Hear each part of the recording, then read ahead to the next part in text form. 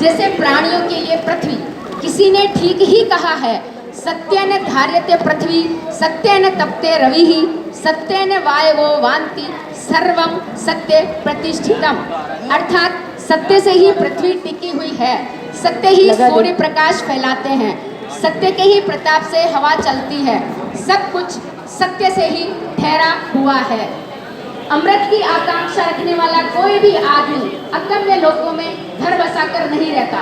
ऊर्जा के अक्षय स्रोतों की खोज करने वाला व्यक्ति विरासत में प्राप्त टेक्नोलॉजी को ही आधार मानकर नहीं चलता। इसी प्रकार सत्य की यात्रा करने वाला साधक पुरानी लकीरों पर चलकर भी आत्मतोष नहीं पाता।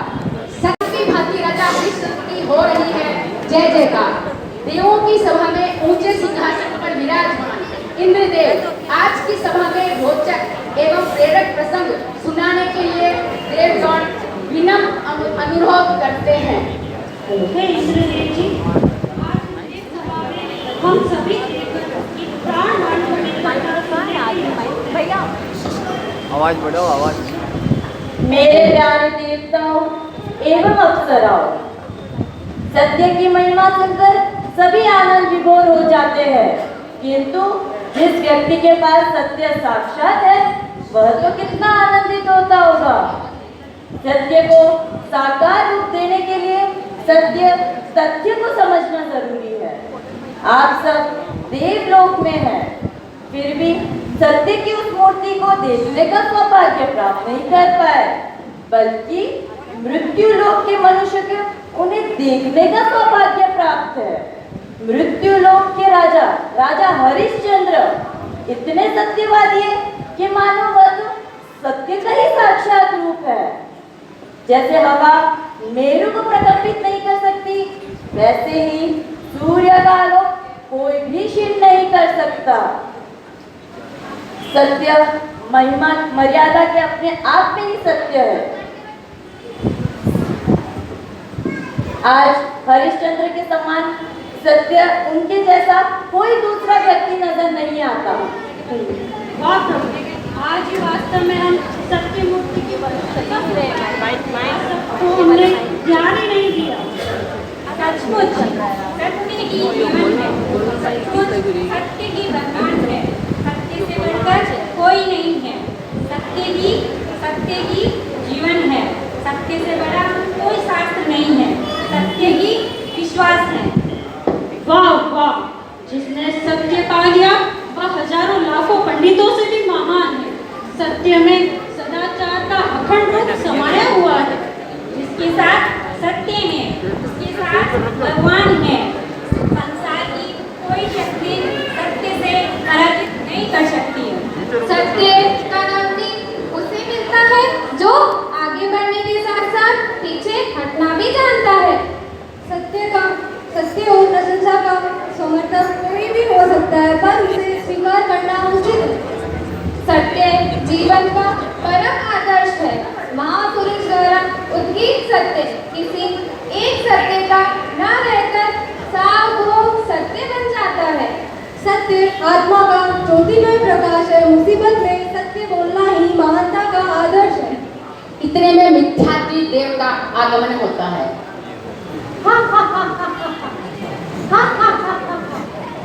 देवी तो पाउकता के प्रवाह में कहीं जा रहे हैं, अपनी शक्ति और पद का गौरव भी भूल रहे हैं। क्या हरिश्चंद्र हम सब देवताओं से बड़ा है जो इस तेज सभा में उसकी प्रशंसा की जा रही है? आखिर है तो अन्य का पुतला ही। मैं हिमालय को गिरा सकता हूँ, तो उस हरिश्चंद्र को पतित करके न बता दूं तो मेरी शक्ति भी निरर्थक है। छी छी छी छी छी, हम सब देवताओं के सामने उसकी प्रशंसा के गीत गाए जा रहे हैं। धिक्कार है। मैं प्रतिज्ञा करता हूँ हरिश्चंद्र को हरा कर ही, मैं प्रतिज्ञा करता हूँ कि हरिश्चंद्र को हरा कर ही दम लूंगा। मुझे प्रतिज्ञा है, मैं उसको हरा कर ही इस पर धरती पर वापस से आऊंगा और आपको बताऊंगा। मुझे धिक्कार है, मैं उस प्रतिज्ञा का पालन करूंगा। मैं जा रहा हूँ। देव खूंखार डरावना सुअर का रूप बनाकर मृत्यु लोक में आता है और सर्वप्रथम अयोध्या नगरी के बाहर ऋषियों के आश्रम में धूम मचाने लगा। पलक झपके ही आश्रम को धराशायी करके आश्रम की फुलवारी को तहस कर दिया। कई ऋषियों के गंभीर चोटें भी आई, पकड़ने वाले देखते ही रह गए।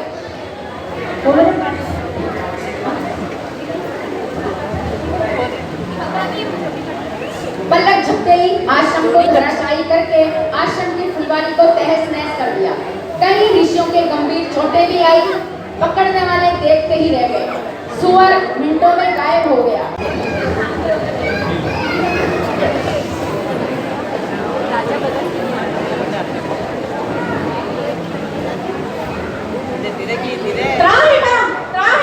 राजन, हमारी रक्षा करिए। एक जंगली सुअर पता नहीं कहां से हमारे नगर में आ गया है। जहां हमारी नगरी में सुख शांति थी, वो सुअर ने हमारे नगर को, हमारी सुख शांति को तबाह कर रखा है। हमारे खेतों को, खलिहानों को रोक रखा है। हमारी रक्षा करें महाराज। हे भव्य नागरिकों, देखने में को मैं अभी सैनिकों को भेजता हूँ। राजा ने सैनिकों को भेजा, किंतु बड़े बड़े सैनिक उस आतंक को नहीं मिटा सके। जनता के घेरे का बांध टूटने लगा। आखिर राजा हरिश्चंद्र स्वयं सुअर का प्रतिकार करने के लिए घोड़े पर सवार होकर आए। राजा सुअर का पीछे करते करते भयंकर जंगल में एकांती में आ गए। सुअर कभी दिखता, कभी छुप जाता। कसौटी की कठिन घड़ियां एवं राजा का परीक्षा स्थल। सुअर को निशाना बनाकर राजा ने जो ही बाण चलाया कि पल में ही पासा पलट गया। सुअर के स्थान पर एक गर्भवती हिरनी के बाण लग गया। हिरनी धरती पर गिर पड़ी। उसे निष्प्राण देख राजा तुरंत दौड़कर पास में आते हैं। ओहो, गजब हो गया, गजब। मैंने तो सुअर पर बाण चलाया था, करोड़ती की हिरनी कहाँ से आ गई मुझे पता ही नहीं चला। हाय कैसे हुई हिरनी की घात है, सुअर समझ चलाया बाण। हिरनी मरी मेरे हाथ है, हिरनी मरी मेरे हाथ है। वो पालंग देगी मुझको ऋषि मुनियों की वह टोली। मांगेगी तो कैसे दूंगा मैं उनकी हिरनी भोली। अनजान में मुझसे हुई गलती, दिख रही साक्षात्कार है। हिरनी मरी मेरे हाथ है, हिरनी मरी मेरे हाथ है। राजा पश्चाताप की मुद्रा में दुख प्रकट कर रहा है। इतने में एक तापस का आगमन। ओहो, मेरी हिरनी को किसने मार दिया? कौन है ये पापी दुष्ट जिसने मेरी हिरनी को मारकर अपनी शक्ति का प्रदर्शन किया है? प्राणों से भी प्यारी ये मेरी हिरनी मेरी साधना में अनन्य सहयोगी थी। एक साथ दो प्राणों की हत्या कर कितना भारी पाप किया है। हे ऋषिवर, मैंने तो सुअर पर बाण चला था, पलक झपकते ही ये हिरनी कहाँ से आ गई मुझे पता ही नहीं चला। क्षमा करें महाराज। कैसा बगुला भक्त है, शिकार का शौकीन होकर ऋषियों की हिरनी मारकर अपने आप को धर्मात्मा होने का ढोंग करना है। शर्म नहीं है तुमको गर्भवती हिरनी की गांठ करते हुए? खैर जो हुआ सो हुआ, इसका दंड तो तुम्हें लेना ही पड़ेगा। हे ऋषिवर, गुनहगार हूँ मैं आपका। आपके प्रायश्चित करने के लिए आपके चरणों में उपस्थित हूँ। आप तो गंगा की तरह पावन है, मुझे पवित्र कीजिए। सुन ली तेरी चिकनी चुपड़ी बातें, आदर्शों की उड़ान भरने वाले। अगर तेरी जबान में सच्चाई है तो संपूर्ण राज्य दान में दे दे, अन्यथा तेरा वचन भंग हो जाएगा। हे ऋषिवर, मैं धन्य हो गया। आपने मुझ पर कृपा का अमृत बरसाया है। आज से ये संपूर्ण राज्य मैं आपके चरणों में समर्पित करता हूँ। मेरू की भांति अडिग मनोबली राजा ने संपूर्ण राज्य को ऋषि के चरणों में समर्पित कर दिया। तापस बने देव का दिमाग चक्कर खाने लगा। क्या ये भी कोई इंसान है? राजा ने में विराजमान हुए। इतने में उसी तापस का आगमन। हर हर शिव शंकर, हर हर शिव शंकर, हर हर शिव शंकर, हर हर शिव शंकर। पधारिए ऋषिवर, पधारिए। आसन ग्रहण कीजिए। अहो भाग्य है हमारे जो आज सब समागम हुआ है। मैं मेरी तरफ से और प्रजा की तरफ से आपका स्वागत करता हूँ। और हाँ, एक विशेष बात बताना चाहता हूँ। आज से इस राज्य की बागडोर मेरे हाथ में थी, लेकिन आज से ये संपूर्ण राज्य मैं ईश्वर के चरणों में समर्पित कर चुका हूँ। हे राजन, पिता और पुत्र के समान राजा और प्रजा का पवित्र संबंध होता है। राजा की सत्प्रवृत्ति से ही प्रजा की प्रगति संभव है। आप राज्य भंडार से चाहे जितना दान करें, पर भाव प्रभाव में आकर राज्य दान की परिकल्पना न करें। क्षत्रिय धर्म की पालना करना सचमुच कठोर साधना है। ये तप साधना में तल्लीन तपस्वी महाराज ये जंगल में अलग जलाने वाले हैं। भला ये क्यों मकड़ी की जाल में फंसेंगे? हे प्रिय प्रजाजनों, अनजाने से मुझसे ऋषिवर की गोलीबारी गर्भवती हिरनी की हत्या हो गई। प्रायश्चित स्वरूप मैंने ऋषिवर को ये संपूर्ण राज्य दान में दे दिया है। अब चाहे धरती बदले या अंबर, मैं अपना वचन नहीं बदल सकता। कहा भी गया है, रघुकुल रीत सदा चली आई, प्राण जाए पर वचन न जाए। धन्य है ये राज्य जंजाल विकराल काल के समान है। अतः आपसे मन नम्र निवेदन है कि आप पुनः आश्रम पधार जाएं। तुम नहीं जानते क्या मामला है। धर्म के ठेकेदार इस राजा ने जानबूझकर मेरी हिरनी की हत्या कर दी। और हाँ, एक बात हो सकती है कि अगर ये अपनी भूल को स्वीकार कर ले तो मैं शायद अपने आश्रम चला जाऊंगा। क्यों, समझे ना? हे ऋषिवर, आप तो गट गट के जाता और दुनिया की भाग्य विधाता है। सूर्य, सत्य का सूर्य आवृत हो सकता है, लेकिन अस्त नहीं हो सकता। राजन, जरा सोच समझकर कदम रखना। भावुकता में बहने वाला तिनके के प्रवाह की बाल्टी बहता ही चला जाता है। राज्य दान देने पर तुम्हारे पास कुछ भी नहीं बचेगा। आई बात समझ में? हे तपस्वी राज, मेरे अंतःकरण में सत्य की लौ जग चुकी है। अब तो मैंने संपूर्ण राज्य आपको दान में दे दिया। राज्य क्या है? ये तो आज है, कल नहीं है। लेकिन सत्य की सुरक्षा के लिए अगर मुझे अपने प्राणों की बाजी भी देनी पड़े तो अब मैं पीछे नहीं हटूंगा। राजन, फिर से एक बार सोच लो। राज्य संचालन और सत्य का कोई मेलजोल नहीं होता। पूर्व पश्चिम की तरह प्रशासन में कितने ही तेवर बदलने पड़ते, इसका कोई ठिकाना नहीं होता। हे ऋषिवर, अब क्या सोचना? मैंने तो उसी स्थान पर ये संपूर्ण राज्य दान में दे दिया था जिस स्थान पर हिरनी ने अपने देह त्याग किए थे। अब तो सिर्फ इस राज्य की राजमुद्रिका आपको समर्पित करनी है। तापस मनी मन गुनगुनाता है। क्या गजब का इंसान है। एक दो टका चंदा देने वाला भी सोचता है, किंतु इसके मुख पर तो संपूर्ण राज्य दान में देने पर भी कोई गंभीरता ही नजर नहीं आ रही है। धन्य है, सौ बार धन्य है दानवीर कर्ण की भांति इसकी दानवीरता को। सचमुच आज तक ऐसा दान किसी ने नहीं दिया। राजन सुनो, शास्त्रों में बताया है दान देने के बाद दक्षिणा भी होती है। हे ऋषिवर, ये लीजिए राजमुद्रिका। आज से इस संपूर्ण राज्य के आप ही राजा हो। बस रहने दे अब तेरी लंबी चौड़ी बात। अपनी पत्नी और पुत्र सहित इसी समय नगरी की सीमा को छोड़कर चले जाओ, अन्यथा 1 महीने के अंदर अंदर मेरे ऋण से मुक्त हो जाना, यह मेरी आज्ञा है। अन्यथा अगर तुमने शराब दे दिया तो तुम्हारा कुल नष्ट हो जाएगा। हे ऋषिवर, जैसे आपकी आज्ञा। प्रस्थान के लिए आशीर्वाद दीजिए।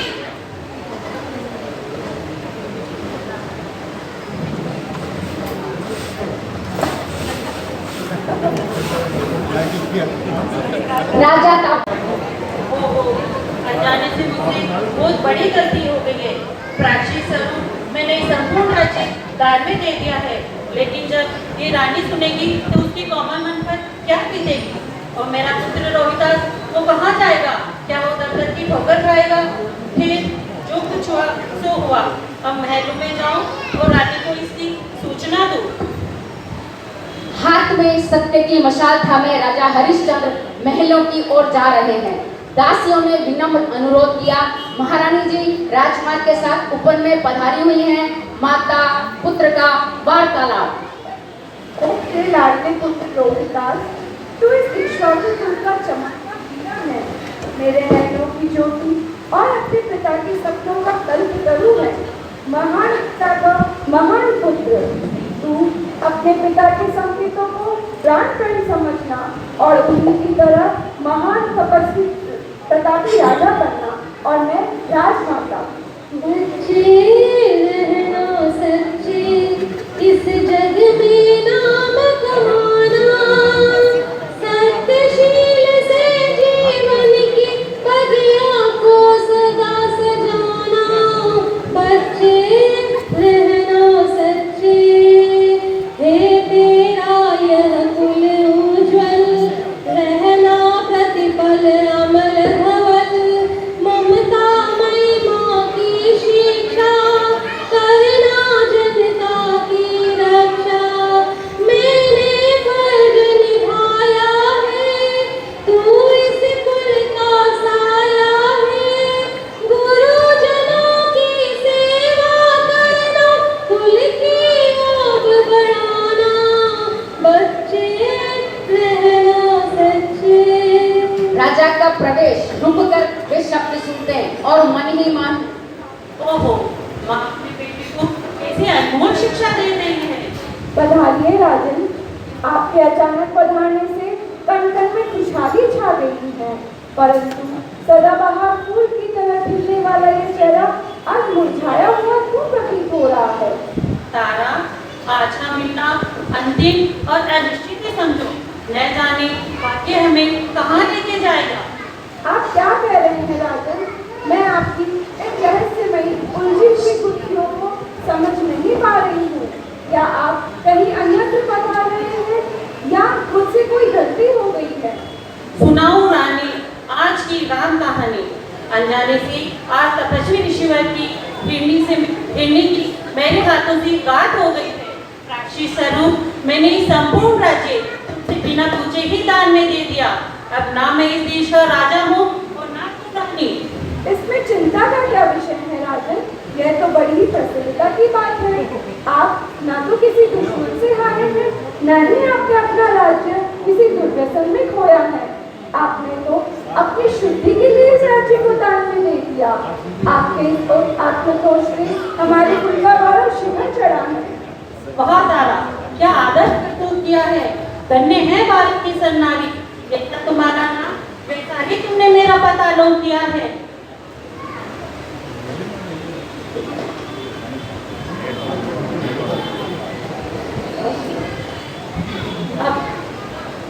ऋषिवर को दान देने के पश्चात 1000 स्वर्ण मुद्राएं मुझे समर्पित करनी है। अब मैं काशी जा रहा हूँ, तुम अपने पियर चली जाओ और वहाँ अपना जीवन व्यतीत करो। क्या मैं आपके साथ नहीं चल सकती? आप काशी में जाकर काम करेंगे और मैं पीहर में जाकर आराम करूं? ऐसा नहीं हो सकता। क्या यही है मेरा कर्तव्य? सोचो, समझो, विचार करो रानी। इस अकेले जंगल में मैं तो कैसे भी रह लूंगा, कहीं पर भी रह लूंगा, लेकिन जंगल में स्त्री धन की रक्षा करना खतरे से खाली नहीं है। तारे दे दो अब मुझे जिलाई, हंस हंस तुम सहो जुदाई। मत करना रो रो कर तुम, याद हो तारे मन में भरा मेरे अब साथ है। कल तक थे हम राजा रानी, आज न रोटी पानी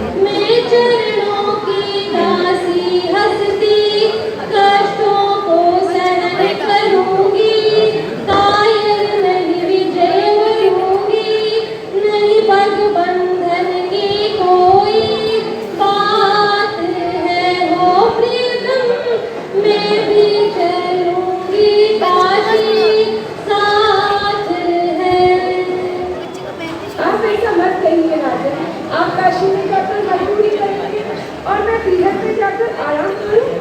सुख में साथ में रहने वाली ये पत्नी दुख में भी आपका साथ नहीं छोड़ेगी।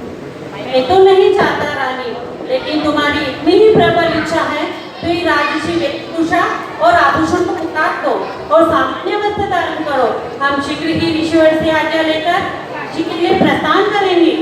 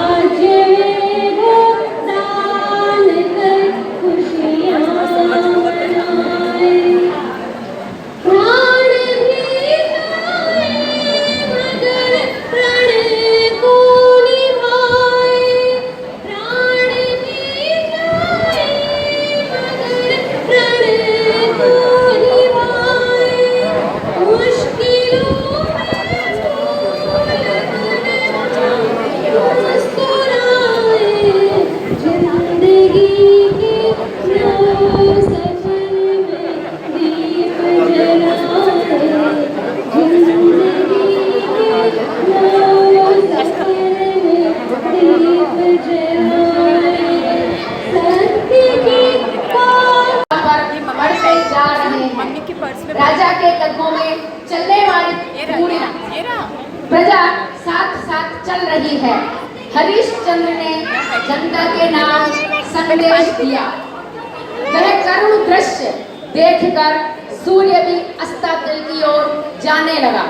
राजा ने जनता को समझाकर पुनः अयोध्या की ओर भेजा। भयंकर जंगल, साय साय की आवाज, सघन अंधकार, ऐसी विकट परिस्थितियों में मेरू की भांति अडोल धैर्य, अटल संकल्प प्रस्तुत होने जा रहा है आगे का दृश्य।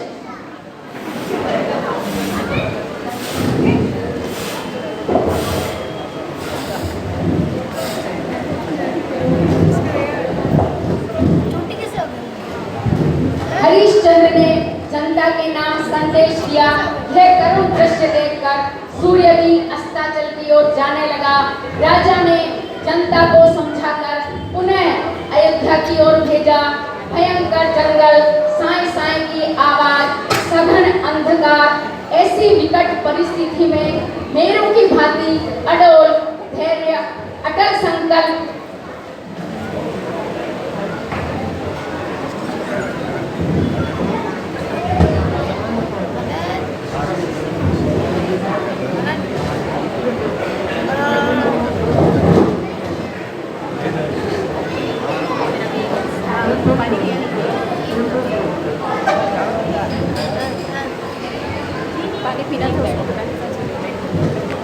प्रेम, तुम्हारा इतना हुआ चेहरा देखकर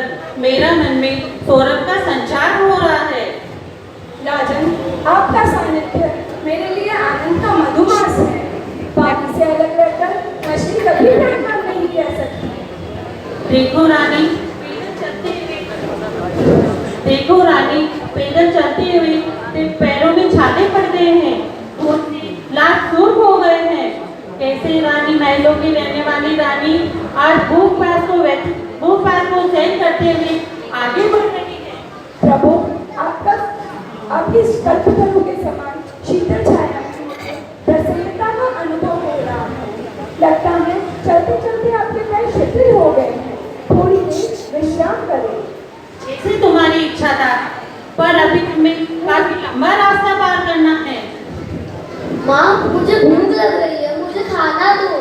बेटा, थोड़ी देर आगे चलो, फिर तुम्हें खाना खिलाऊंगी। नहीं माँ, पहले आप मुझे खाना दो, फिर ही मैं आगे चलूंगा। अब मैं बर्दाश्त नहीं कर सकता। कैसी है समय की विचित्र स्थिति। कल तक जिस रोहित के लिए मन चाहे पकवान तैयार रहते थे, दिन भर खाने के लिए उसकी मनमार करने पर भी उसे खाना नहीं होता था। अपने खाने की चीजें और खिलौने अपने साथियों को सहज भाव से ही दे देता था। आज उसी रोहित को खाने के लिए 2 वक्त की रोटी भी नसीब नहीं हो रही है। हाय, मैं कहाँ करूँ, कहाँ जाऊँ, कैसे उसकी भूख मिटाऊँ। माँ, आप आकाश की तरफ देखकर क्या सोच रहे हो? मुझे तो यहाँ भूख लगी। कल रात को भी आपने मुझे खाना नहीं दिया, आज भी दोपहर में अभी तक ना आपने मुझे दूध बना के दिया, ना हलवा बना के दिया। बल्कि तो इतनी मनमानी करती हो, आज क्या हुआ? अब आप मुझे फटाफट खाना दो। बेटा, तुम अपने पिताजी के पास बैठो, मैं तुम्हारे लिए कुछ खाने को लेकर आती हूँ। तारा जंगल में इधर उधर जाती है और कुछ फल जो उसे प्राप्त होते हैं उन्हें लेकर आती है। वह छील कर बेटे को देती है। ये लो रोहित, तुम्हारे लिए अच्छे अच्छे फल लेकर आई हूँ। यह फल सारे कच्चे कच्चे, मुझको नहीं लगते अच्छे। मैं नहीं खाता, फेंको इनको, मुझे खिलाओ अंगूर के गुच्छे। रोहित, ये जो कच्चे फल हैं, तुम इन्हें ही खाकर अपनी भूख मिटाओ। कह दिया मैंने माता, ऐसा फल मुझको नहीं भाता। मेवे और मिठाई खिलाओ और अपने बच्चे पर प्यार दिखाओ। कैसी अभागी हूँ मैं, जो अपने बेटे का पेट भी नहीं भर पा रही है। अब मैं कहाँ जाऊँ, कहाँ उससे लाकर उसे रोटी खिलाऊँ। माँ, मुझे बताओ, तुम क्यों रोती हो ऐसे? मैं तुम्हारे दुख का कारण जानूंगा कैसे?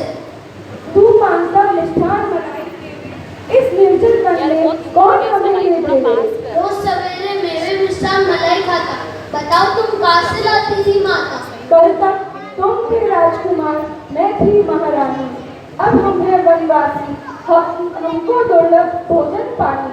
तुमने मुझको पहले क्यों नहीं बताया? ये अनजान कुछ समझ नहीं पाया। अब तुम जो खाने को दोगी वो मैं खा लूंगा और माता और पिता का कहना मान लूंगा। हाय, सोने के झूले में झूलने वाला मेरा ये राजकुमार आज ऊपर खाबर धरती पर चल रहा है। मैं नहीं खाता कि रट लगाने वाला ये राजकुमार आज भूख प्यास से व्यतीत हो रहा है। कैसा अभागा हूँ मैं, जो अपने बेटे का पेट भी नहीं भर सकता। कष्टों को बिना सोचे समझे कार्य करने वाले कष्टों को ही आमंत्रित करता है। आप ऐसा न कहिए महाराज, आपने तो सत्य की सुरक्षा के लिए अपने राज्य को दान कर दिया है। यदि हम सत्य पर अटल रहेंगे तो हम एक दिन जरूर जीत जाएंगे। अब बहुत देर हो गई है, आप तो नहीं, आप यहीं बैठे और रोहित को मैं कुछ फल खिला देती हूँ। ये लो बेटा रोहित, अब तो फल खा लो। नहीं माँ, नहीं, पहले आप और पिता खाएंगे, फिर आपका इधर देखे तो एक बार नहीं बेटा, पहले तो बच्चे ही खाते हैं, हम थोड़ी देर आगे जाके खा लेंगे। राजा रानी राजकुमार तीनों ही आगे बढ़ते जा रहे हैं। रास्ते में वही तापस एक वृद्धा का रूप बनाकर राजकुमार को फुसलाने के लिए राजा रानी से बात कर रहा है।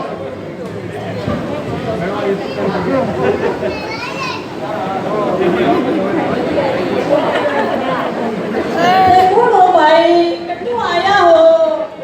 बनवासी लागो मने, काका में कहीं विपदा पड़ी है। लागे मैंने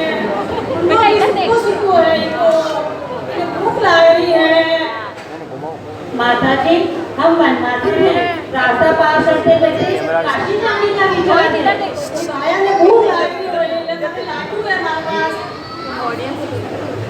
हाँ बस लाडू खा ले तू।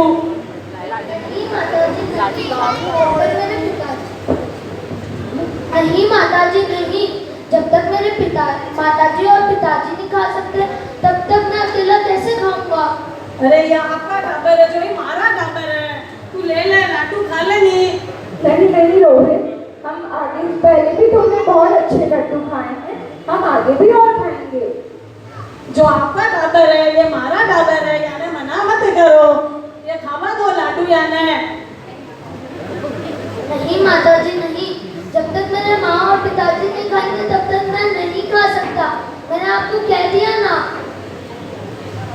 जो धागा ढाबर है तो हमारा ढाबर है, तो मना मत करो यानी। खावा दो ने।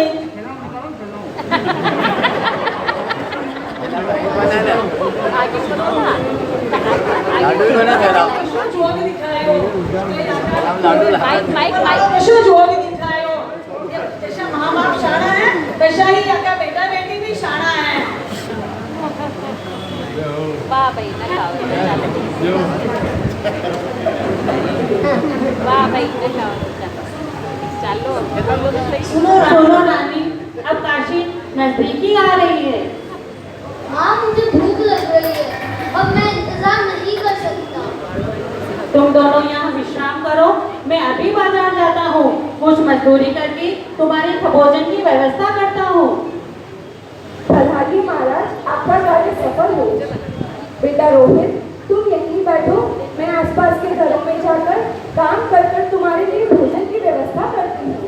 रानी आसपास के घरों में जाती है, काम करके गरम गरम भोजन लेकर आती है। माँ आप आ गए क्या लाए हो अपने लाडले के लिए?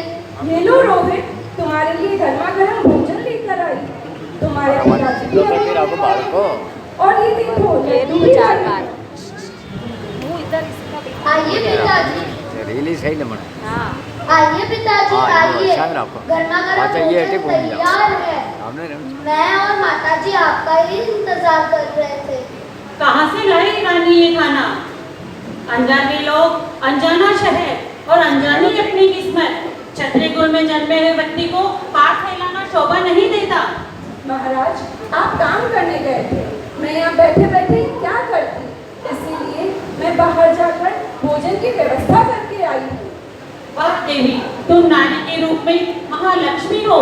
मेरे इस दुख के समय में तुम संवादी बनकर जो मेरा दुख बांट रही हो, ये जन्मों जन्मों तक मैं नहीं भूलूंगा। समय अपनी गति से चल रहा है, राजा रानी कड़ी मेहनत करके अपना गुजारा कर रहे हैं, पर दिन रात कर्जे की चिंता से उदासी छाई रहती है। क्या हुआ राजन, क्या परिश्रम अधिक हो रहा है? दिन भर की मेहनत से सदाबहार फूल की तरह खिलने वाला चेहरा मुरझाया हुआ दिख रहा है। तारे, परिश्रम से नहीं, ऋण की बाढ़ से दबा जा रहा हूँ मैं। पल भर भी मुझे चैन नहीं है। चिंता नहीं, चिंतन करें महाराज। केवल चिंतन से क्या होगा रानी? अपना जीवन निर्वाह भी अच्छे से नहीं हो रहा है। समय बीतेगी, जब तापस आ जाएगा तो क्या देंगे उसे?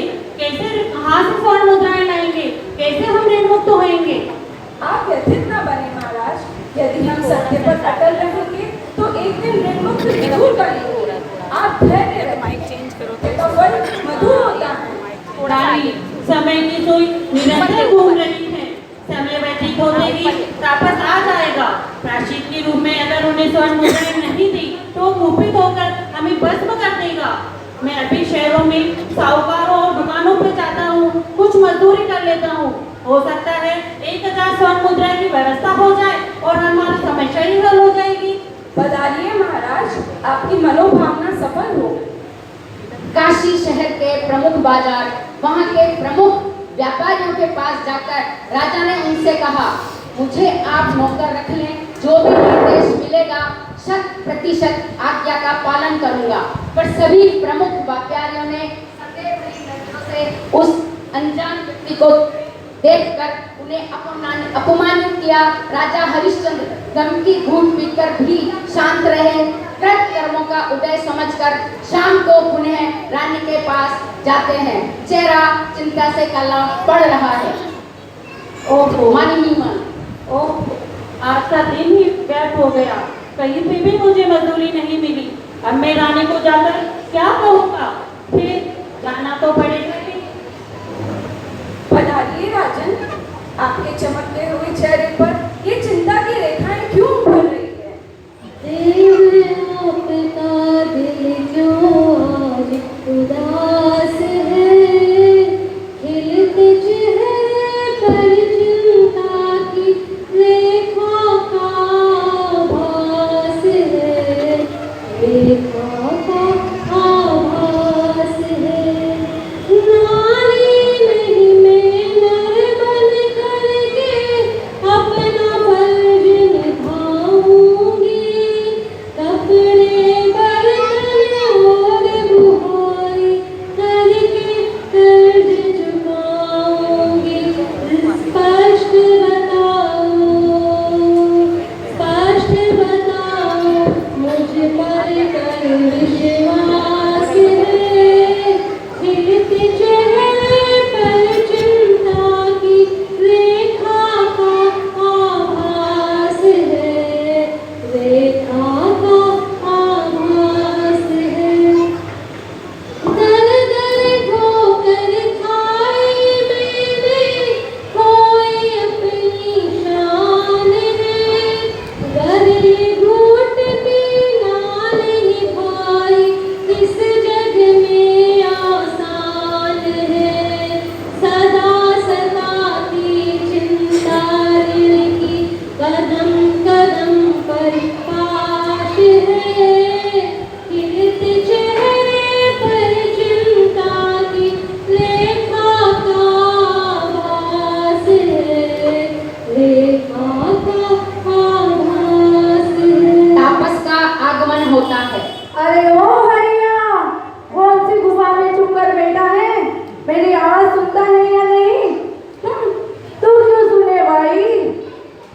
प्रणाम ऋषिवर, बड़ी कृपा की आपने पधार कर जो दर्शन दिए। बताइए हमारे लिए क्या क्या है? क्या जमाना है?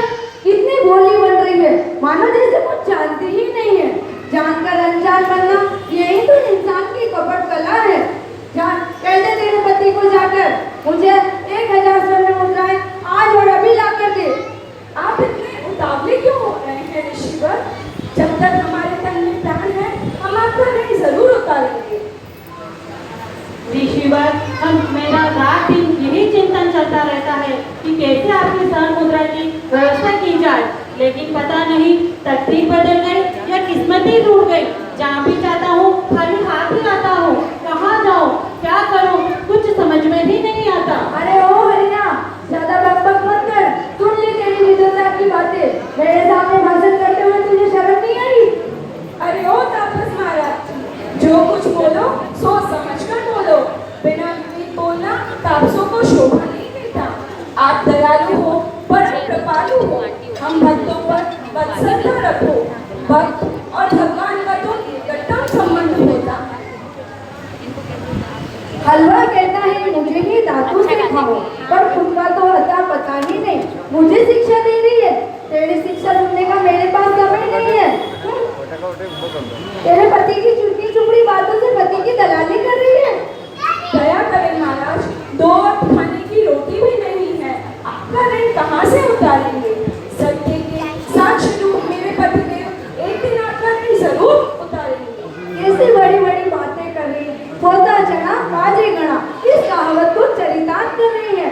घोड़े आदर्शों की भाषण देने वाली अपने पति के प्रति इतनी ही हमदर्दी है तो भिक्षा जाकर बाजार में उतार दे अपना कर्जा। झूठा आलाप सुनने का मेरे पास समय नहीं है। बहुत अच्छा बात बताया आपने ऋषिवर, सचमुच ऋषि मुनि तो बहुत अच्छे मार्गदर्शक होते हैं। अब मैं शीघ्र ही कर आपका सारा कर्ज उतार दूंगी। खड़ी खड़ी क्या देख रही है, जल्दी भिक्षा जाकर बाजार, मैं पक्का मेहमान तुम्हारा, दे दो मोरे 1000। हरिश्चंद्र का मुख मुरझा जाता है। आप चिंता न करें महाराज, ऋण मुक्त होने के लिए अब भिगना ही पड़ेगा, इसके अलावा और कोई समाधान नहीं। ओहो, भाग्य की कैसी विडंबना है। फूल जैसी महलों में रहने वाली रानी को इन हाथों से बेचूं? नहीं नहीं, मैं ऐसा नहीं कर सकता। ये धरती फट जाए तो मैं इसमें समा जाऊं, लेकिन रानी को मैं अपने हाथों से नहीं बेच सकता। हाँ, एक समाधान है, पहले मैं ही बिक जाता हूँ। देखिए महाराज, शीघ्रता करें, सूरज ढल रहा है, पहले जाकर मुख्य बाजार में बेच दें और ऋण मुक्त हो जाए। पर अगर आप पहले बिक गए तो समस्या का समाधान नहीं होगा। नहीं नहीं रानी, मैं तुम्हें इन हाथों से कभी नहीं बेच सकता। ठीक है महाराज, अगर आप मुझे नहीं बेच सकते तो मैं खुद ही जाकर बेच जाती हूँ। दौड़ दौड़ कर अरे तुम्हारा सूखी सूखी रोटी खाकर उससे ही करूँगी गुजारा। मालिक के हर इंगित को मैं कर दूँगी साकार। रख लो नौकरानी मुझको मालिक का आधार है, मालिक का रानी बिकने की गुहार लगा रही है। उसी वक्त ब्राह्मण का आगमन। अरे ओ बिकने वाली, क्या कीमत है तेरी? और तेरे जीवन में ऐसी क्या समस्या आ गई है जो बिकने को तैयार हो गई? विप्रवर, हमारे पर दक्षिणा का भार है। ऋण मुक्त होने के लिए हमें 1000 स्वर्ण मुद्राएं चाहिए। मेरे पास 1000 स्वर्ण मुद्राएं तो नहीं है। हाँ, पर 500 स्वर्ण मुद्राएं मैं इसी क्षण दे सकता हूँ। महाराज, आपका आदेश हो तो मैं इसी वक्त जाऊं, जिससे आपका आधा कष्ट उतर ही जाएगा। ये बहुत अच्छा हुआ। ये रानी ही तो है जो बीच बीच में राजा को संभालती रहती थी, हिम्मत बनाकर पौरुष जगाती है। अगर ये रानी ही चली गई तो राजा स्वयं तंग होकर सत्य से भ्रष्ट हो जाएगा। आपके पास अगर अभी मौड़े हैं तो इन्हें दे दीजिए। लो, किसे देनी है? ये तापस महाराज को देनी है। ये लो 500 स्वर्ण मुद्राएं। अब रानी तुम मेरी दासी हो और तेरे पर मेरा अधिकार है। जो मैं कुछ कहूँगा उनका आदेश का पालन तुझे करना होगा। अब जल्दी चल, मेरा घर बहुत दूर है। राजा मन ही मन। ओहो, कर्मों की कैसी विचित्र स्थिति है। जिस रानी की कर्मों में दास दासियां सखियां हमेशा रहती थी, आज वो रानी स्वयं दासी बन गई। बेटा रोहित, मैं जा रही हूँ। तू अपने पिताजी के पास रहना और उनका खूब ध्यान रखना। ओ माँ किधर तो जाती मुझे बेटे को छोड़कर। ओ माँ तू क्यों जाती मुझसे मुझरा मोड़कर। माँ तेरा नन्हा बेटा तेरी गोदी में सोता हूँ। देती है मीठी लोरी मुझको जब भी मैं रोता हूँ। माँ तुम बिन कौन मुझे दे रोटी मुझे खोल कर। ओ माँ तू क्यों जाती मुझसे मुझरा मोड़ कर। विप्रवर, थोड़ी सी दया करें, इस दासी पर करुणा करें। प्राणों से प्यारा मेरा पुत्र रोहित मेरे साथ चलना चाहता है। अगर आपका आदेश हो तो मेरी भावना फलीभूत हो जाएगी। कीमत चुकाने के बाद क्या बकबक कर रही है? तू मेरा घर का काम करेगी या इसको संभालेगी? और एक बात और सुन ले, तेरे बेटे के लिए मेरे पास कोई भोजन की व्यवस्था नहीं है। मेरा ये भोला बालक आपसे कुछ भी नहीं मांगेगा। आप जो कुछ मुझे खाने के लिए देंगे मैं उसी में से इसे खिला दूंगी। अरे ओ दासी, व्यर्थ की बात में समय क्यों व्यतीत कर रही हो? तुम बातों में बड़ी होशियार लगती हो। अब चल तेरे पुत्र के साथ मेरे घर। मेरे प्यारे राजकुमार, तुम अपनी माता के साथ जाओ और अपनी माता का ध्यान रखना, उनका दुख बांटना। हाँ पिताजी, जा रहा हूँ मैं माता के साथ। प्रणाम करता हूँ। जाओ बेटा। तारा और राजकुमार रोहित ब्राह्मण के साथ जा रहे हैं। उनके जाने से राजा अति उदास है और बेभान सा खड़ा है। इधर तापस उसे बिकने के लिए बाध्य कर रहा है।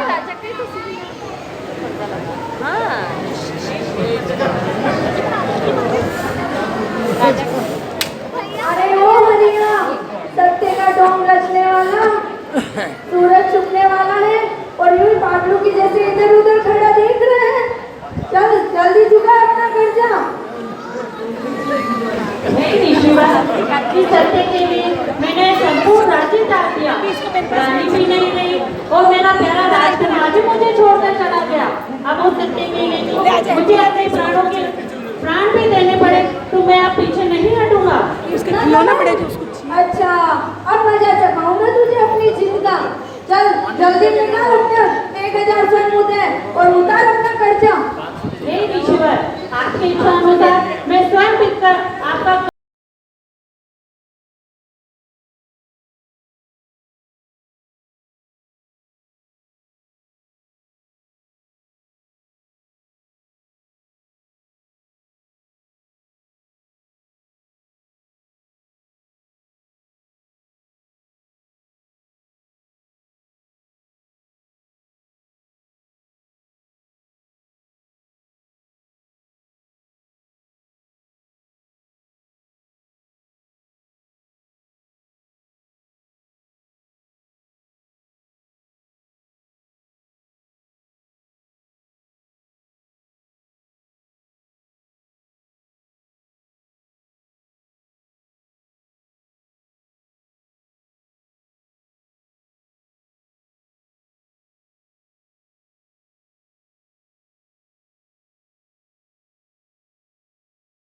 राजा जब बिकने की गुहार लगाता है तो एक हरिजन की दृष्टि उस पर पड़ती है। हे भगवान, आज का दिन बीतने वाला है। क्या मेरा वचन आज भंग हो जाएगा? क्या मैं ईश्वर को सन मुद्राएं या सन मुद्राएं देने से पहले ही ये सूर्य अस्त हो जाएगा? हाँ, मेरा कलेजा तो फटा जा रहा है। क्या आज मैं अपने वचन की रक्षा नहीं कर पाऊंगा? सुनो भाइयों, सुनो, मुझे खरीद लो कोई, मैं आप सबका सारा काम कर दूंगा। सिर्फ मुझे 500 मोहरे चाहिए, सिर्फ 500 मोहरे। भाइयों, कोई खरीद लो मुझे, कोई खरीद लो। साक्षात सौंदर्य की तस्वीर बड़े बाजार में अपने आप क्यों बिक रही है? आपको भी कोई महापुरुष लगता है जो परिस्थितियों से परेशान होकर अपने आप को परिस्थितियों से परेशान होकर अपने आप को क्यों बेच रहा है? कर्ज चुकाने के लिए। कितनी मोहरे चाहिए? सिर्फ 500 मोहरे चाहिए। बस 500? मैं तो 1000 मोहरे दे सकता हूँ, लेकिन दुख की बात तो एक ही है कि मैं जात का बंदी हूँ। अरे ओ हटी हरिया, क्या बंकी के हाथ बिकेगा? अब तो छोड़ दे अपनी हट को। ईश्वर, मैं सत्य की सुरक्षा के लिए अपने प्राणों की बलि भी दे सकता हूँ। मैं बंदी का नहीं, सत्य का सेवक हूँ। अब देखता हूँ न्याय मूर्ति सत्य के पुजारी को। लाओ झटपट दो मेरी 500 मोहरे। ये देखिए ईश्वर। राजा को साथ लेकर हरिजन अपने घर की ओर प्रस्थान करता है। तापस मोहरे लेकर चला जाता है। हरिजनों की बस्ती, हरिजन के मकान का बाहरी हिस्सा। घर में केवल हरिजन की पत्नी है जो स्वभाव से अति कर्कश है। प्रस्तुत है आगे का दृश्य। अरे ओ सुनती हो भाग्यवान? अच्छी क्या सुनूं? सुनते सुनते तो मेरे कान ही में हो गए। अरे अभी तेरे मिठा जाएगा। बाहर आकर देख, अपने घर कौन आया है? केवल 500 मोहरे में खरीद कर लाया हूँ। एक और सामान्य पुरुष नहीं है। इनका सदा ही सम्मान रखना। तुम कभी खरीद कर कोई देना तो नहीं लाए और आज खरीद के लाए हो और उल्टा बोल रहे हो, सिर पे चढ़ा रहे हो इसको कि कुछ काम मत करवाना। काम नहीं करो तो इसकी क्या पूजा करूं? चुप रहे, क्यों बकबक करती हो? आप इस घर में आराम से रहिए, ये तो ऐसे ही बकती रहती है। राजा हरिजन की पत्नी के कहे अनुसार सब कुछ कार्य करता है, किंतु हरिजन की पत्नी अपने कर्कश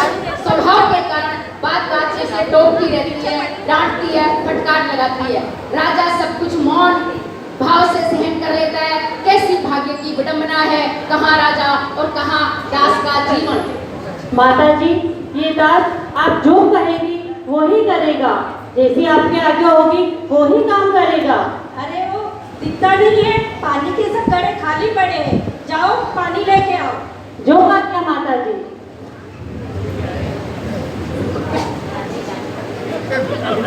राजा घड़ा लेकर पंचघट पर जाता है।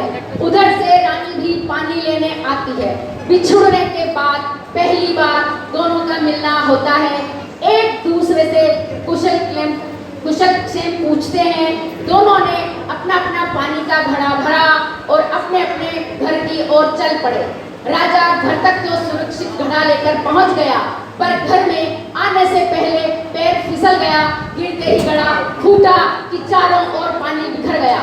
घर में खाली घड़ा आता देख हरिजन की पत्नी आग पर चढ़े पानी की तरह उबल गई। अरे वो इतना समय कहाँ लगा दिया और पानी का घड़ा कहाँ गया? क्षमा करें मालकिन, घर के बाद आती मुझे ठोकर लग गई और मैं गिर गया, घड़ा तो फूट गया। अरे वो जो रोता जाता है वो मरने की ही खबर लाता है। पहले पता होता तो तेरे को पानी लेने नहीं भेजती। पहली बार तो पानी लेने भेजा, उसमें भी घड़ा फोड़ दिया। अरे वो काम छोड़ कहीं का। अरे धृष्टा, तुझे बकबक करते शर्म नहीं आती? चल जा, निकल मेरे घर से।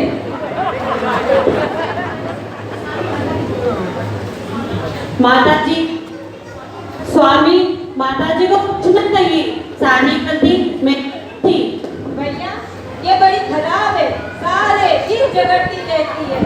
तुम यहाँ रहोगे, तुम्हें निरंतर दुख देती रहेगी। शमशान भूमि पर जाकर पहरेदारी का काम कर लो और मृतक लोग को लाने वाले को एक कट्टा लेकर अपनी संस्कार करवा देना। जो आज्ञा।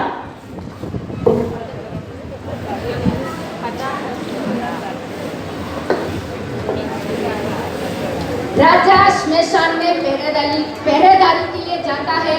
वह अपना कार्य सुचारू रूप से करता है। उधर रानी तारा का हाल बेहाल है। रावण का पुत्र उस पर मोहित हो जाता है। वह सिंह अपनी ओर आकर्षित करना चाहता है।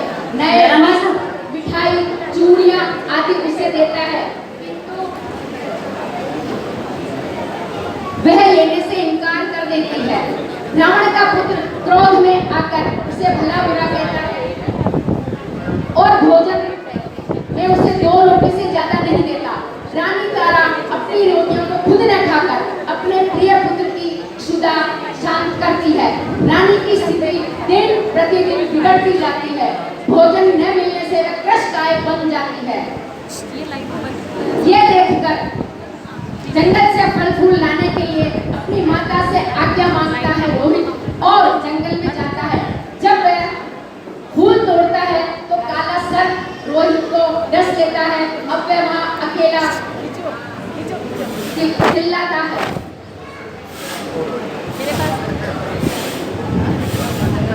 माँ माँ मैं मर रहा हूँ, मुझे बचाने वाला यहाँ कोई नहीं है।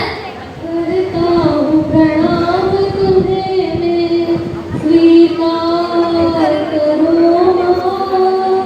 जंगल में पड़ा मैं धड़कूं, संभाल करो माँ, संभाल करो माँ। ओ माता प्यारी, माता प्यारी। माँ अब तुम्हें इस संसार में माँ कहने वाला कोई नहीं रहा। आखिरी प्रणाम। जो ही रानी जंगल की ओर प्रस्थान करती है, मार्ग में रोहित के मित्र रोहित के साथ फल तोड़ने के लिए जाते हैं। उनके द्वारा सूचना मिलती है कि तुम्हारे प्यारे पुत्र रोहित को सर्प ने डस लिया। वे जंगल में तुम्हारे रो रो कर पुकार रहा है। तुम शीघ्र अपने प्रिय लाल के पास जाओ और उसे संभालो।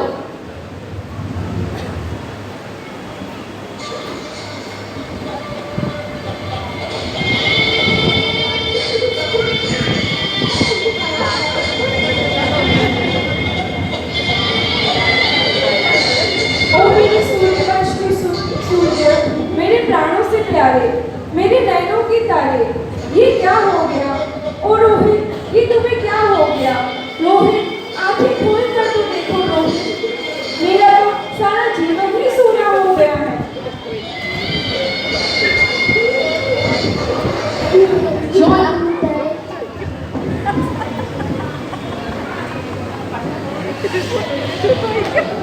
भाई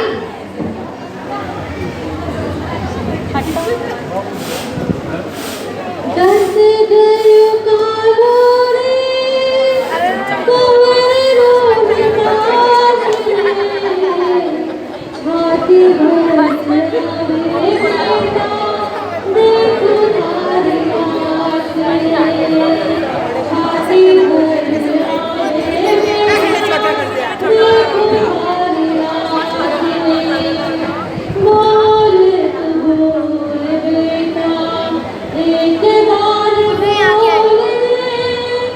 माता सारी बोले बेटा अखियाँ खोले जुल्म किया है अंधियारी रात में छाती भर आवे बेटा देखो तुम्हारी नाच भारी दिल से रानी अपने पुत्र का शव उठाए श्मशान घाट की ओर जा रही है। श्मशान में एक अनजाने व्यक्ति को देखकर उसे चोर डॉक्टर समझकर साहस से लड़काती है।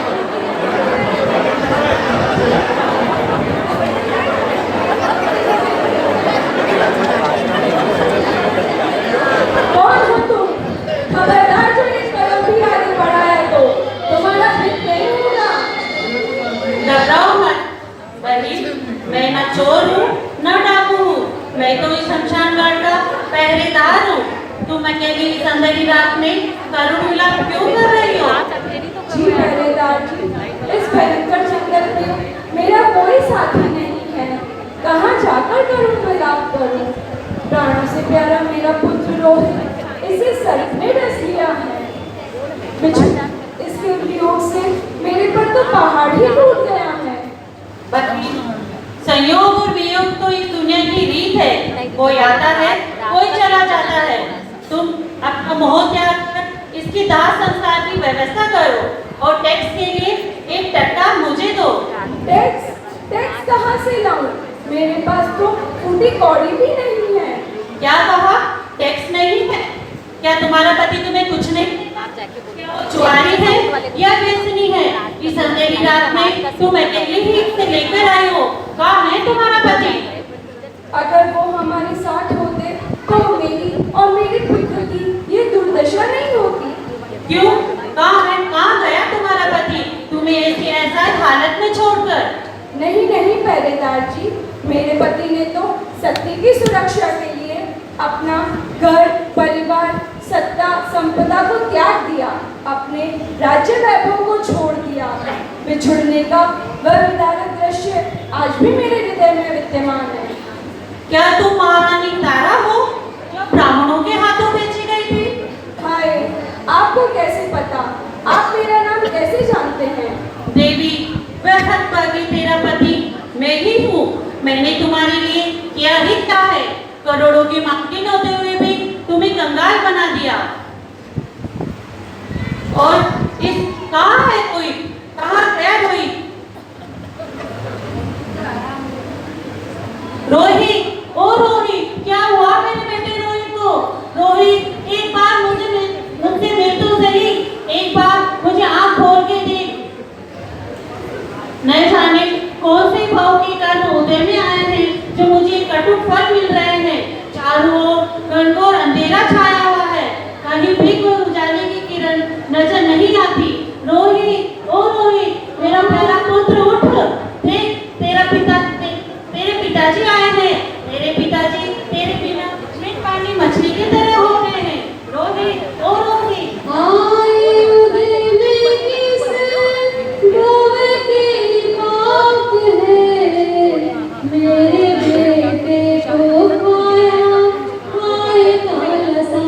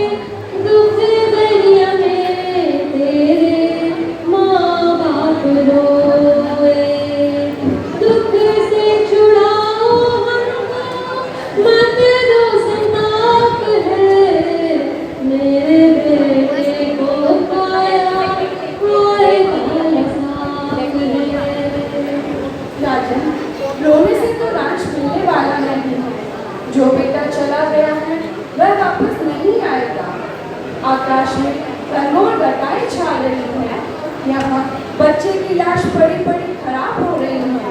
मुझे ब्राह्मण के घर पर भी जाना है। आप शीघ्र ही इसका दाह संस्कार करें। रानी, तुम समझती हो यहाँ का कानून? बिना टैक्स दिए मैं तुम्हें दाह संस्कार की लकड़ियाँ नहीं दे सकता। राजन, ये आपका ही पुत्र रोहित है। आप इसी के दाह संस्कार के लिए मुझसे पैसे मांग रहे हैं। क्या ये आपका पुत्र नहीं? ठीक है रानी, तेरा कहना, लेकिन जिस सत्य के लिए मैंने संपूर्ण राज्य त्याग दिया, हरिजन के यहाँ पे मजदूर बन के रहा, यहाँ शमशान में पहरेदारी कर रहा हूँ, लेकिन अब मैं सत्य को नहीं छोड़ सकता। अब तो चाहे प्राण में चले जाए, लेकिन मैं सत्य की संरक्षण करके ही रहूंगा। आपका कहना तो ठीक है महाराज, परंतु मेरे पास पूरी कौड़ी भी नहीं है। हाँ, ये फटी पुरानी साड़ी जरूर है। अगर आपका आदेश हो तो मैं इसे ही आधा फाड़ कर दे दूँ। अच्छा रास्ता दिखाया रानी तुमने। अब शीघ्र दाह संस्कार की व्यवस्था करो और यहाँ की साड़ी फाड़ कर मुझे दे दो। रानी तारा ने जो ही साड़ी फाड़ने के लिए हाथ उठाए कि 1 मिनट में ही सारा पासा पलट गया। देव पुष्प दृष्टि करने लगे और रोहित मानो यही नींद से जागकर उठ रहा है। देवों की सभा में राजा हरिश्चंद्र इंद्र की भांति सिंहासन पर एवं रोहित देव कुमार की भांति प्रसन्न मना पास में विराजमान है। समुद्र में ज्वार की भांति सबके मन में खुशियों का ज्वार उमड़ रहा है। उस प्रसन्न वातावरण में देव जय जयकार करते हैं। वापस इस समय विद्यार्थी देव का आगमन होता है। राजा हरिश्चंद्र है ऊपर है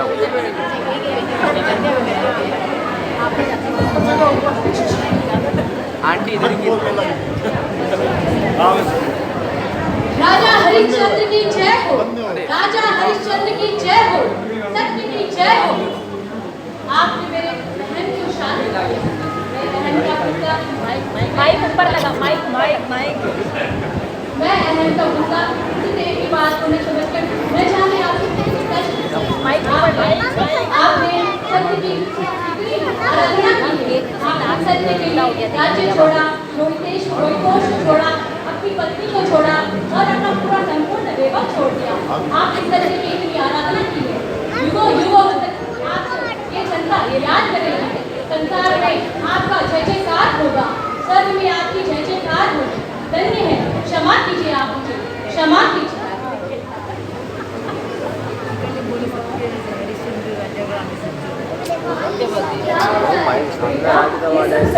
पूजा हो रही है। इधर वो करो। सामने रखो इसने पकड़ी नहीं है।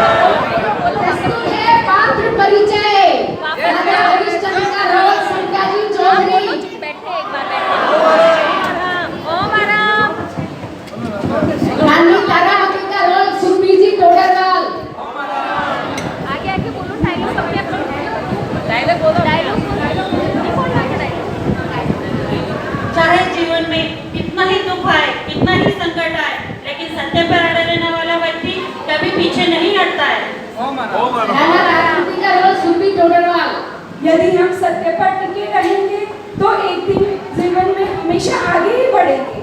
राजकुमार रोहितदास मनन दुग्गड़। हाँ, मुझे छोड़कर मत जाओ।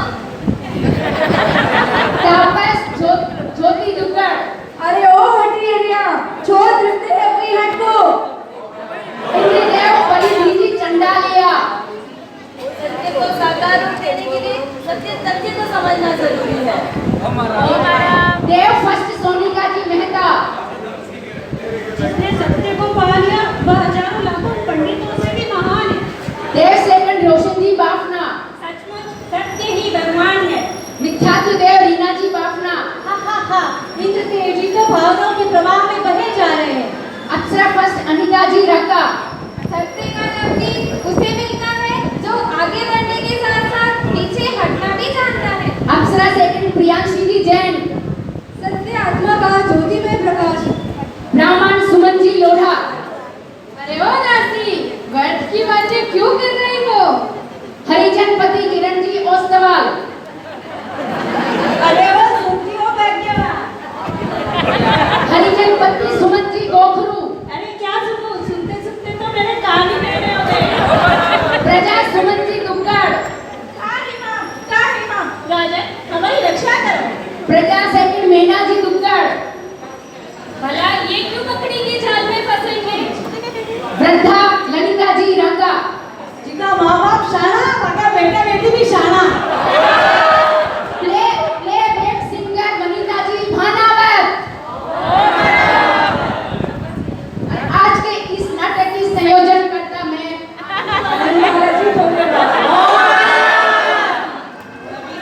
एक फोटो सम्मानित पदाधिकारी बहुत शॉर्ट टाइम में इस नाटक को तैयार किया गया है। अगर कोई गलती हुई है तो आप इन सभी को क्षमा करें। सभी पदाधिकारीगण, सभी पधारे हुए दर्शक, और भविष्य की अथक प्रेरणा से हम आज ये प्रस्तुति आपके समक्ष दे पाए हैं। इन सभी बहनों ने सिर्फ 10 दिनों में ये तैयारी करी है। इनके अथक श्रम को मैं नमन करती हूँ, सैल्यूट करती हूँ। इन सब बहनों ने इतनी मुश्किल परिस्थितियों में यहाँ आकर परीक्षण का टाइम चल रहा है, फिर भी उन्होंने अपना टाइम का समय का श्रम का नियोजन और इस नाटक को इतनी अच्छी प्रस्तुति आपके समक्ष पेश की है। मैं इन सभी बहनों के लिए आध्यात्मिक शुभ मंगल कामना करती हूँ। हमारे एक पात्र इतने अच्छे प्रेजेंटेशन दिए हैं, इन सभी के लिए और सभी बहनों के लिए और आपकी मंगल कामना। आप सभी हमेशा इसी तरह बेला मंडल का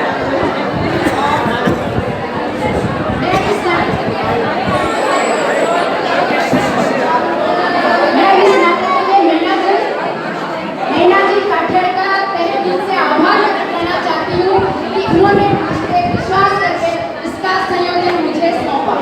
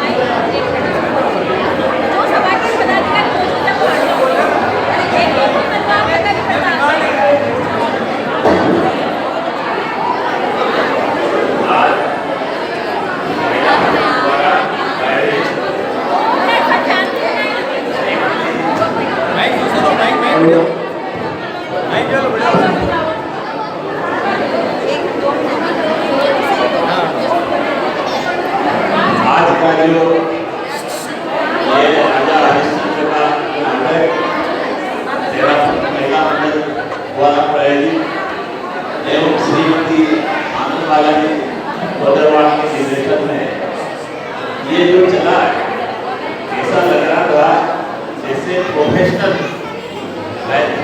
भी ऐसा ही करते होंगे। उस टाइप से जिस तरह से महिला मंडल ने जो ये कब तैयारी की, कैसे तैयारी की, और कब की, ये सारा निश्चय का जो था आपके प्रति सिर्फ मोटिवेशन था ताकि ये कार्यक्रम सुंदर रहे। और इतना अच्छा जो आपने है बहुत अच्छे रूप से प्रोफेशनल पात्र होते हैं उस रूप में किया।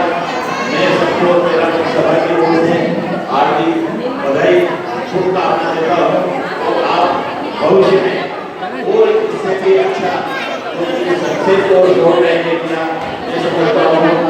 आगे भी जब भी ये ऐसा कोई मौका मिला हम टाउन हॉल में करने की कोशिश करेंगे ताकि पूरा समाज हम मोटिवेशन हम भी देते हैं आपको कोई ऐसा बड़ा आयोजन करेंगे और निश्चित रूप से पूरा समाज है और टाउन हॉल में ऐसा प्रोग्राम है। आज हम सभी को कॉल करके ये जो हो रहा था और लगभग सारी व्यक्ति इससे और प्रभाव से बहुत अच्छे रूप में देखा है। मैं सभी को कलाकार थे या कार्यकर्ता थे, वैद्य थी और जिस टाइप से एक एक शब्द हमने बांधा कहीं भी अक्सर भी छूट नहीं ऐसा याद करके जो बात बहुत अच्छे किया। मैं सबको बधाई और शुभकामना देता हूँ। आप अभी इसमें और प्रोग्रेस करें और जिनके निर्देशन में हमने अच्छा निर्देशन किया और इनकी सारी टीम द्वारा बहुत ज़्यादा सभी को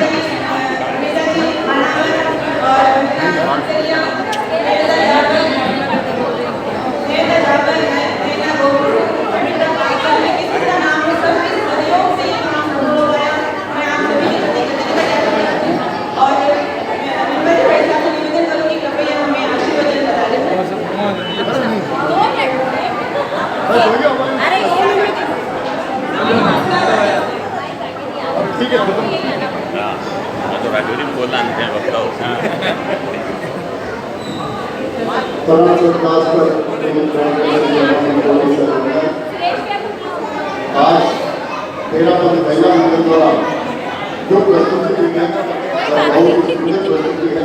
जैसा कि सैयद मोहम्मद ने पूर्व में कहा था कि हमारे कुछ व्यक्तियों में कुछ कमी रही है। आज के इस कार्यक्रम को देखने के पश्चात ये लगता है कि आपकी तैयारी पूर्णता की ओर है और आज किसी भी प्रकार की किसी भी किताब में किसी प्रकार का कोई कमी नहीं होगी। मैं सभी के प्रति मंगल कामना शुभकामना पेश करता हूँ।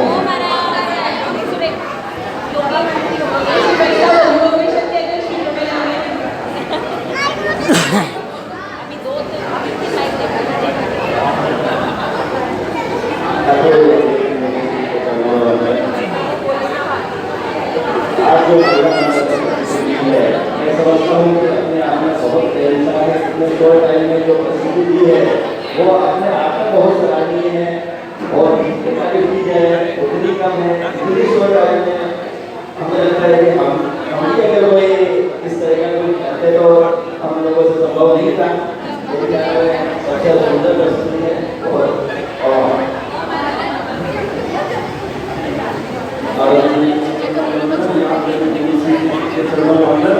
आज महिला मंडल ने प्रोग्राम किए हैं वास्तव में ऐतिहासिक और प्रोग्राम था। मैंने जीवन के साथ प्रोग्राम में देखा पूरी महिला मंडल टीम को मैं